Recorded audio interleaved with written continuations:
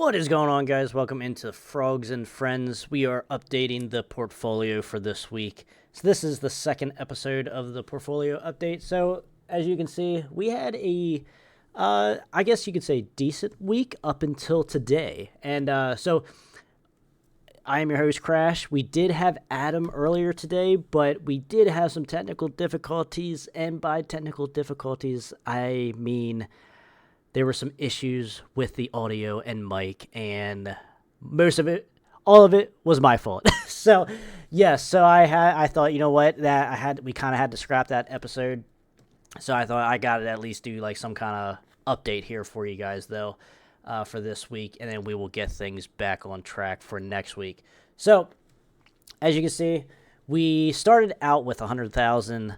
And then we also had some margin to play with then as well last week. So we did make our purchases last week. So our holdings altogether, we had Strive, which is the symbol is ASST, assist. We also had Blocks, which is the crypto income fund, which holds Bitcoin, which holds a couple semiconductors, holds Bitcoin miners, and like less or around 10% Ethereum, I think, too.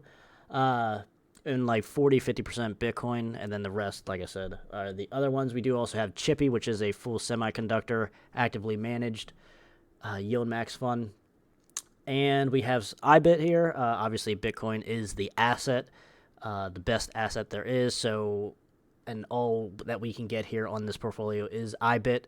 So that is what we were running with most of our portfolio at this point, and you just keep growing that asset, and that just increases the margin potential, along with the dividends and just the appreciation of every other holding that you have here. And then we finish off here. We did end up buying Misty as well. We love MicroStrategy. We love what Sailor's doing, and we just like Misty as the income fund here because, as Adam has said previously, that our goal here is to have some growth, but also to have $10,000 in cash flow or in dividends or distributions every month. So Misty, Blocks, and Chippy are certainly going to be helping us as far as the income goes. So let us look today.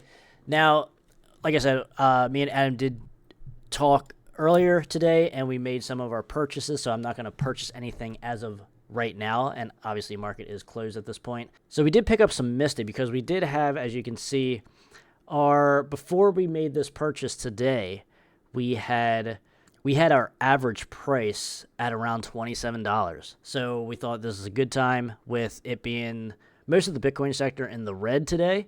We thought this would be a good time to pick up some Blocks and Misty in particular. You want to fight? You'll never take my Bitcoin. Like, share, subscribe to Frogs and Friends.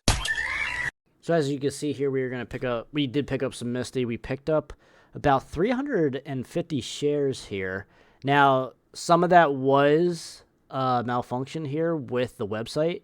As you guys know, we were just starting with this website, so we weren't 100% sure. It was giving us some kind of error when we first did the purchase, so that's how we ended up having like 3 different Misty purchases. But nonetheless, I mean, we're all right with that.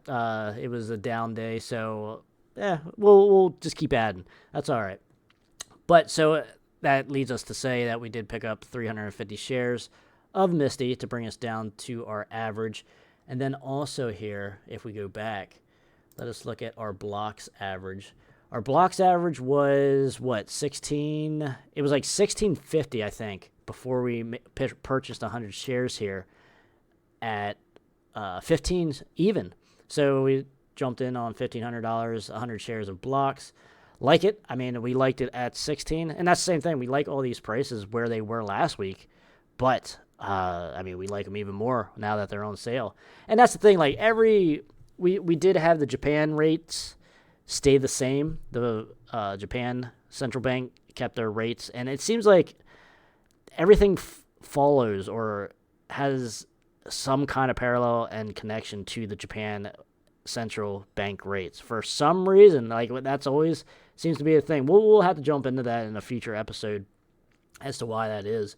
But that, and then we also had Jerome Powell today for the Central Bank, Federal Reserve, Fed chair leader, he announced that the rates are staying the same as well for the U.S. dollar and the Federal Reserve. So, yeah, I mean, that's kind of to be expected. We weren't really expecting any kind of cut or anything, or a raise even though we did have our theories on both of those sides there.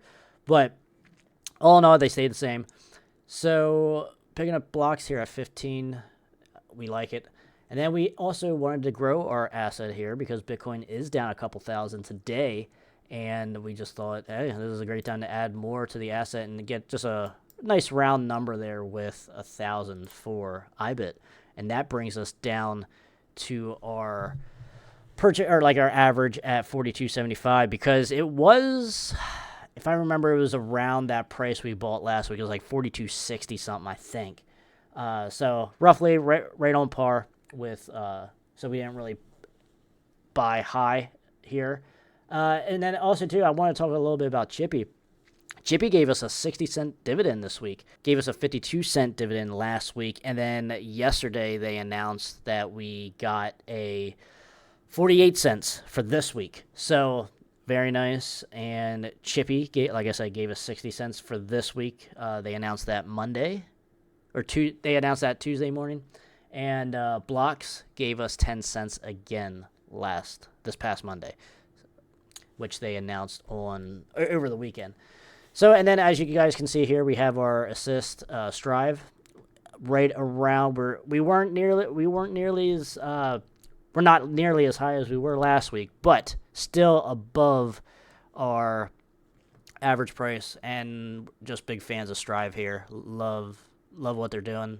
I like the team over there. I mean, I love what Sailor, obviously. Sailor is the man and strategy is the shit, but I think we like the value here for Strive. I think even at this number, in the 14s and such, a lot of us in the Misty chat, or like the Frogs and Friends Telegram chat, I guess technically, that we bought under 10 and we loved it under 10, and we still love it here. But Strive, I think, has a lot of room to grow. And also too, as much as all of this sound like how great all of this sounds in our Frogs and Friends weekly panel, roundtable, and on these portfolio updates, none of this is financial advice. Although it does sound amazing, it's just not financial advice. So financial entertainment, if you will. So I hope you guys are enjoying it. But nonetheless, this is just kind of like what we're doing here. And like I said, we did spend a little bit more margin here again. So we borrowed about $22,000 here of margin. We still have $38,000 left. Which we don't really want to get too close to that, just based on,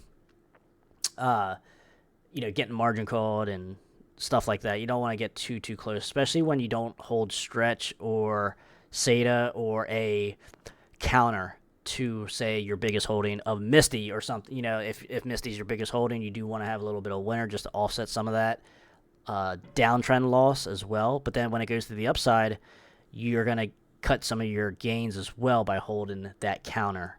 And now if you want to play in between, instead of having winner, then maybe have your defense, if you will, your a lot of your buffer into SATA or stretch, because the principal, the NAV, stays the same and it stays at par a lot, more times than not, 99% of the time.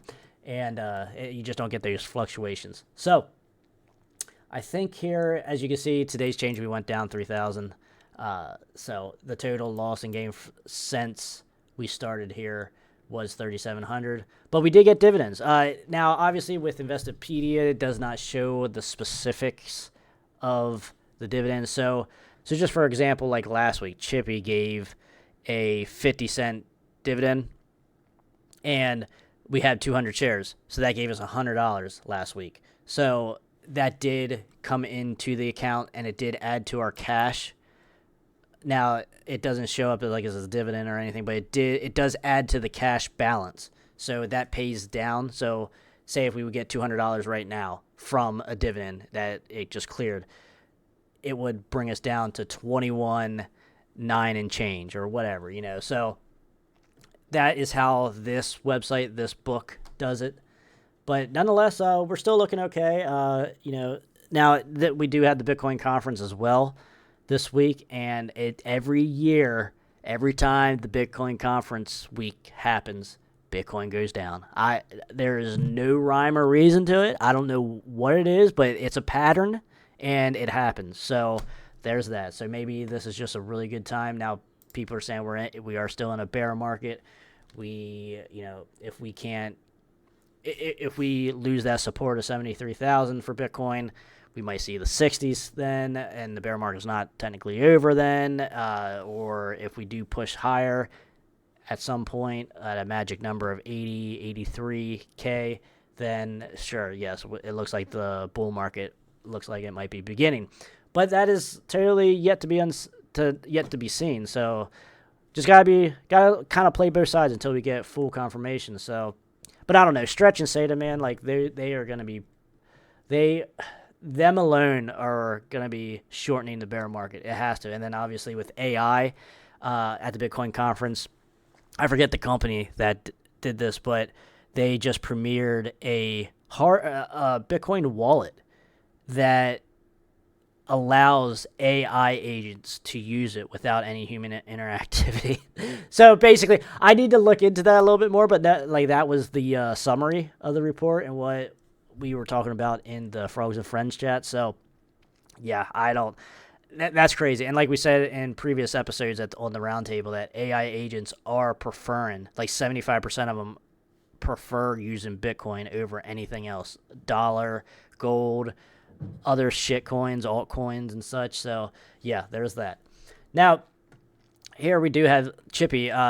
Chippy, the semiconductors, they are staying perfect. They are the only green as of right now today in our portfolio. But like obviously, it's not necessarily in the Bitcoin sector, but semiconductors and semiconductors and AI are kind of going hand in hand here with Bitcoin, and one kind of uses the other. Obviously, like I mentioned before, it just seems like because obviously Bitcoin miners are starting to move into data centers and just doing more than just mining Bitcoin. So like, and it goes back and forth. And like what G Money said on the most recent roundtable, Frogs and Friends roundtable, that maybe Bitcoin had to come out here first and gain its footing, gain its strength, and be where it's at before the release of AI, if you will. So that's a very interesting theory, and I can buy into that. But yeah, so I just wanted to give a little update here, guys. I guess as far as the ranking here, I forget where we were last week, but like I said, we kind of had a down day that kind of ruined the last couple days for us here, as far as being green. And we're still hanging there out of almost 3 million players, so we're hanging up here and looking pretty good. So, so like I said, we will update you guys every week here, and hopefully I will not do any false technical stuff. Maybe I gotta just get an AI agent here just to run this whole show now. So all the behind the scenes stuff, since I cannot seem to unmute someone. So, all right, guys. I think that's all I had for you. All that we had for you this week for the portfolio update, and quite interested. Let us know what you guys have to say for us. Are we missing something here in our portfolio? What are you guys looking at? What are you bearish on? What are you bullish on here? And until next time, guys, stay out of that collateral damage. And if you guys enjoyed this video, go check out the Frogs and Friends roundtable right up top there.